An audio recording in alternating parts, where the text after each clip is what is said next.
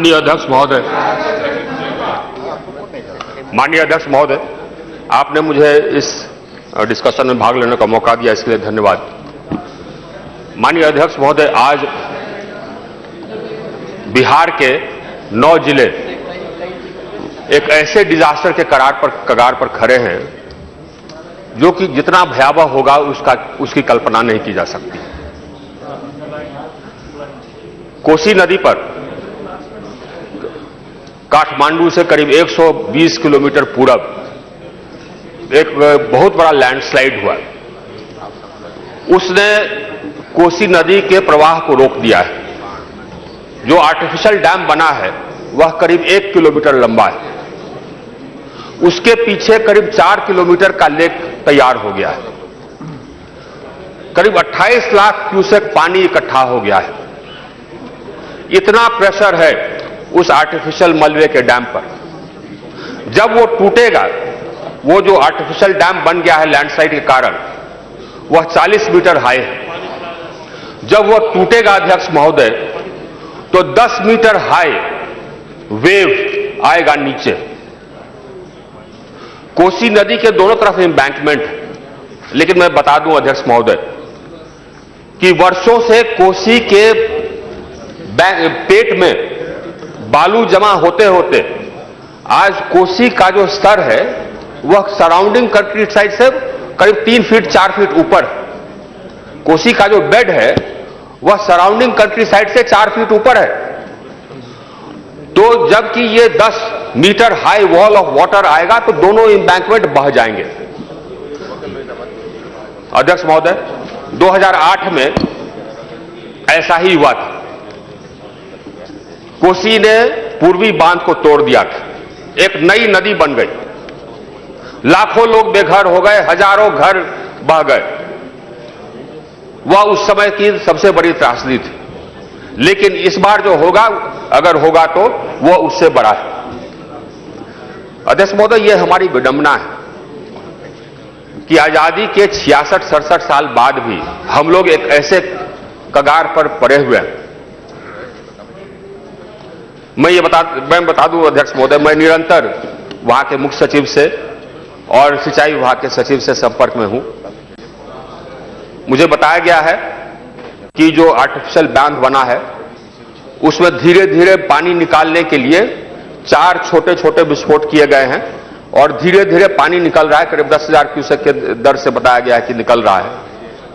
अगर इससे ये प्रेशर ईज कर जाता है तो हो सकता है कि त्रासदी टल जाए। लेकिन यह कहा नहीं जा सकता श्योरली कि हम टूटेगा नहीं। वो जो आर्टिफिशियल डैम है, यह श्योरली नहीं कहा जा सकता। हम लोग बधाई देना चाहेंगे प्रधानमंत्री महोदय को।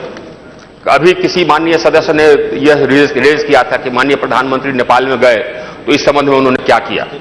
उन्होंने यह चर्चा की और इसके कारण जो मेजर इसके कारण मैं बता दूं, प्लीज मैं बता दूं। उन्होंने चर्चा की। उन्होंने यह भी कहा कि यह त्रासदी होगी तो हम लोग नेपाल को और बिहार को जो भी मदद होगा वो करेंगे। और यह भी कहा, हम लोग यह निर्देश आया यहां भारत सरकार को कि जो भी आवश्यकता हो मदद की बिहार को और जो भी आवश्यकता हो मदद नेपाल को, उसकी व्यवस्था की जाए। प्लीज। और उसकी व्यवस्था माननीय अध्यक्ष महोदय की गई। हम धन्यवाद देंगे केंद्र सरकार को। वो व्यवस्था है, स्टैंड बाय में है। 15 टीम्स एनडीआरएफ के हैं। मैं समाप्त करता हूं। 15 टीम्स एनडीआरएफ के हैं स्टैंड बाय में। इसके अतिरिक्त इन्फ्लेटेबल बोट्स हैं। जो भी आवश्यकता है, हेलीकॉप्टर, सब चीज स्टैंड बाय में है। हमारा यह कहना है अध्यक्ष महोदय, मेरा बिंदु यह नहीं है। मेरा बिंदु यह है कि प्रश्न हम लोग के देश के सामने यह है कि आज आजादी के 67 साल बाद भी आज आजादी के 67 साल बाद भी हम लोग इस प्रकार के कगार पर क्यों खड़े हैं, जबकि एक डिजास्टर फ्लड के कारण हम लोगों के देश के ऊपर मंडरा रहा है या नॉर्थ बिहार के ऊपर मंडरा रहा है। वह इसलिए अध्यक्ष महोदय क्योंकि हम लोग की आजादी के बाद से जो वाटर मैनेजमेंट की नीति होनी चाहिए थी वो नहीं थी। उसमें सीरियसनेस नहीं था। मैं पूर्ववर्ती सरकारों को यह दोष देता हूं। कोई एनालिसिस नहीं हुआ। उन्होंने सोचा कि बांध बना देंगे, नहीं, उन्होंने सोचा कि बांध बना देंगे और उससे सोल्यूशन निकल जाएगा। हम गृह मंत्री नहीं थे पप्पू जी, हम गृह सचिव थे। बैठिए बैठिए बैठिए, हम गृह सचिव थे। अरे पप्पू जी बैठिए बैठिए। आज 2008 में जबकि बांध टूटा था आपके यहाँ, तो हम ही बचाए थे, ये ध्यान रखिएगा। जितने लोगों को हमने निकाला, इतिहास में कोई नहीं निकाला। बैठ जाइए, अरे बैठ जाइए पप्पू जी, बैठ जाइए। वो पूरा इलाका हमको याद करता है। हाँ, मैं कह रहा था अध्यक्ष महोदय, नहीं मैं अध्यक्ष जी मैं कह रहा, पप्पू जी जानते हैं, वो वैसे ही बोल रहे। अध्यक्ष महोदय, मैं आपको बता रहा था, अध्यक्ष महोदय, कभी यह प्रश्न नहीं उठा कि क्या यह कोसी का सॉल्यूशन है, और आज भी यह प्रश्न उठाने का समय आ गया है और मैं यह प्रश्न उठा रहा हूं। यह सॉल्यूशन नहीं है, इसलिए कि आप दोनों तरफ से एम्बैंकमेंट बांधिएगा और ऊपर में डैम बनाने का कोई ये पहल नहीं कीजिएगा, तो सैंड और सिल्ट के कारण नदी का स्तर और बढ़ते जाएगा। तो हम लोग की जो बाढ़ संभालने की जो नीति रही है वो बहुत शॉर्ट साइटेड रही है। कभी हम लोगों ने अपने इंजीनियर्स को सवाल नहीं पूछा और इंजीनियर्स लोगों ने शॉर्ट साइटेड सॉल्यूशंस दिए और हम लोगों ने उसको एक्सेप्ट कर लिया। ये हम लोग की गलती है कि हम लोगों ने इंजीनियर्स को क्रॉस एग्जामिन नहीं किया। उनको जो अच्छा लगा, उनको जो सहूलियत लगा, उन्होंने कर दिया, और जो सक्सीडिंग जनरेशंस है उनको एक ऐसे कगार पर लाके खड़ा कर दिया है जो कि भयावह। एक चीज और मैं कहना चाहूंगा अध्यक्ष कि यह सिर्फ बाढ़ की त्रासदी बिहार के सामने नहीं है, बिहार के सामने बल्कि मैं कहूंगा देश के सामने एक बहुत बड़ा ड्राउट सामने में हम लोग को शेयर कर रहा है। उसके बारे में सरकार सचेत रही है, बहुत समय रहते सचेत रही।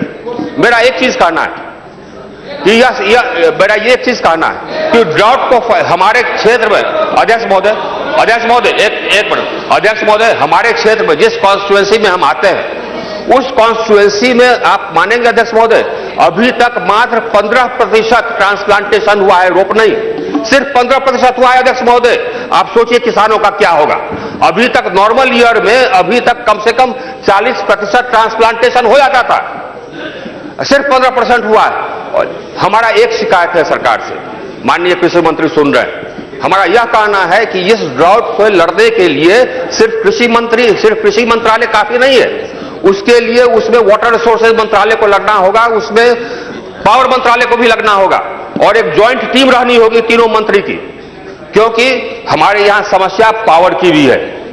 जितने स्टेट ट्यूबवेल्स हैं उसमें अधिकांश बंद पड़े हुए हैं, पावर नहीं है, ट्रांसफार्मर नहीं है, ट्रांसफार्मर जला हुआ है। जो लोग साउथ बिहार के हैं वो जानेंगे। कैनाल में पानी नहीं है अध्यक्ष महोदय, आप देखें रिजर्वायर्स में जो वाटर का स्टोरेज है वो नॉर्मल से अभी 33% कम है। इसका नतीजा यह हो रहा है अध्यक्ष महोदय कि जो इंटरस्टेट वाटर एग्रीमेंट्स होते हैं जिसके तहत कि पानी छोड़ा जाता है सिंचाई के लिए, वो उसका पालन नहीं हो रहा है। उसको केंद्र सरकार को और सर्वोच्च न्यायालय को पालन कराना होगा। बनसागर से जितना पानी हम लोग को मिलना चाहिए साउथ बिहार को वो नहीं मिल रहा, वो छोड़ नहीं रहा है मध्य प्रदेश। जो कैनाल सिस्टम है हम लोगों का अध्यक्ष महोदय, जिस समय की आजादी हुई उस समय शाहबाद में जो कैनाल सिस्टम था, सोन कैनाल सिस्टम, देश के बेहतरीन कैनाल सिस्टम्स में से एक था और आज वो जर्जर जगह जगह टूटा हुआ है, उसका बेड लेवल भी रेज हो गया। अध्यक्ष महोदय, अगर हम फार साइटेड सरकार रहते, अध्यक्ष महोदय, जैसा कि मैंने कहा 66-67 साल हो गए, अगर हम फार साइटेड सरकार रहते, अगर हमारे पहले की सरकारें अच्छी रहती तो वो इस कैनाल, अध्यक्ष 2 minute, I just wind up. अध्यक्ष महोदय, इस कैनाल सिस्टम का वो पक्कीकरण करा दिए रहते ताकि आज वो सीपेज के कारण जो पानी का लॉस होता है या पानी जो टेल एंड तक नहीं पहुंच पाता है, वाटर का स्कैर्सिटी वैसा ही है, वो स्कैर्सिटी बढ़ता जाएगा अध्यक्ष महोदय। लेकिन इस ओर ध्यान गया नहीं पूर्ववर्ती सरकारों का। अध्यक्ष महोदय, मैं समझता हूं अध्यक्ष महोदय, मैं समझता हूं कि इन दोनों मामले फ्लड में और ड्राउट में हम लोगों को प्लीज सर अध्यक्ष महोदय, एज अ कंट्री हम लोग को बहुत चिंतन करनी होगी। एक तरफ वो पिस्तौल हमारे सर पर है कोसी का, और दूसरी तरफ हमारे यहाँ सुखाड़, ये दोनों विडंबना। बंद थैंक यू, आपने मौका दिया अध्यक्ष महोदय, बहुत धन्यवाद।